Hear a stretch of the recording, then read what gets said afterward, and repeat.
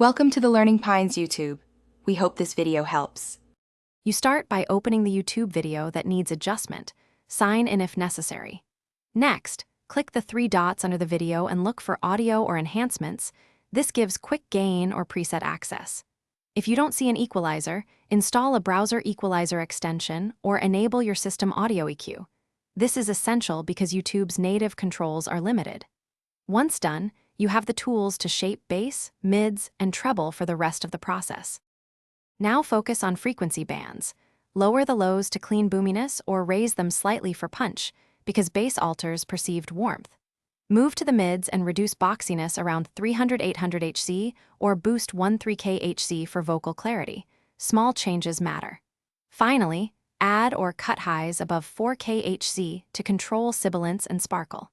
Make changes in 1-3 dB increments, listen between adjustments, and use bypass to compare. You'll hear the why as well as the how. Finish by toggling bypass to compare processed and original audio. This confirms improvements without overprocessing. Save your EQ as a preset so you can reapply consistent settings and test playback on headphones, laptop speakers, and a phone to ensure translation. If you hear distortion or clipping, reduce overall gain or cut the offending band by a few dB. Distortion signals too much boost. If sound is still off, reset to neutral and apply gentler tweaks. This solves most issues fast. Thanks for watching. Consider subscribing if we helped you.